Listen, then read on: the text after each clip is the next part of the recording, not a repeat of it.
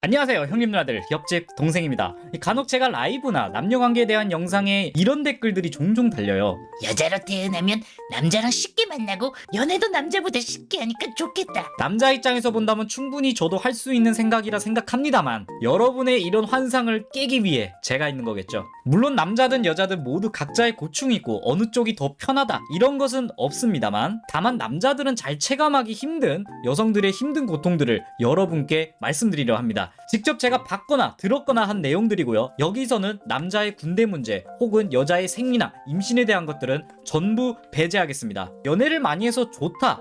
과연 이게 정말 좋은 점일까요? 이게 사실 맞는 말이지만 여자 입장에서 보면 사실 그렇게 마냥 좋지만은 않아요. 외모가 보통 이상에 있는 여자들은 최소 두세 명의 남자와는 항상 연락을 끼고 있는 게 대부분이긴 합니다만, 이 여자가 왜 끼고만 있는 걸까요? 자기가 마음에 뭔가 하나씩 안 들기 때문인데요. 즉 자기한테 파리처럼 꼬이는 남자들은 대부분 여자의 눈에 들어오지 않는 남자들이 대부분이에요. 좀 죄송하지만 아마 대부분의 남성들이 이런 파리에 속할 겁니다. 원래 사람은 자신보다 상위 호환인 사람에게 눈이 가요. 우리나라 남녀의 피라미드 구조를 보면 여성분은 상위보다 중간 포지션이 더 많습니다. 반면 남성분들은 중간이 잘 없어. 대부분 하위권에 많이 분포가 돼 있어요. 이래서 남자들은 부익부 빈익빈 현상이 정말 심하게 나타나요. 여자를 잘 만나는 남자는 정말 하루가 피곤하도록 여자들이 연락 오고 대시하는 반면, 대부분의 남자들은 정말 열심히 발로 뛰어야 한 명 엮일까 말까예요. 하지만 여성은 다수가 두세 명 정도는 연락을 끼고 있는 정도의 구조라고 보시면 되는 거죠. 자, 평균적으로 봤을 때 쉽게 말해 남자는 사막에서 오아시스 찾듯이 여자를 찾는 느낌이고요. 여자는 수많은 음료가 있는 자판기 중에 마음에 드는 남자를 그 중에 고르는 격입니다. 자, 남성분들 생각 잘해봅시다. 우리는 휴대폰에 우리가 연락하지 않으면 카톡이 없는 그런 구조라 외로운 거잖아. 누군가를 만나려면 내가 어떻게 해서도 움직여야 되고 가만히 있으면 외로워요. 자, 여자는 가만히 있어도 남자들이 알아서 와주니까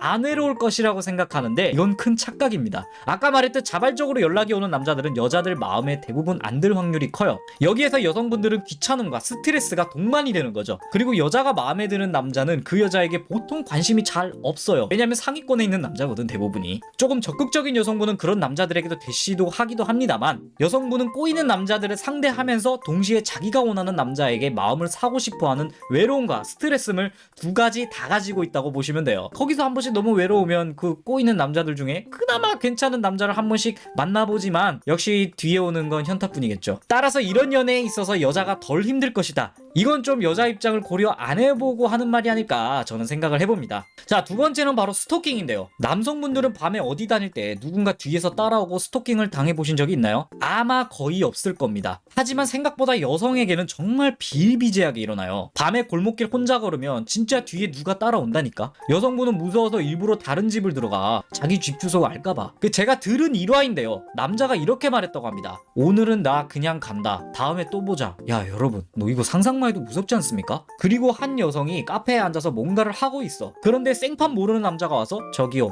옷이 고개 숙일 때 가슴이 보여서 이상한 상상을 하게 돼요. 이 진짜 미친 새끼.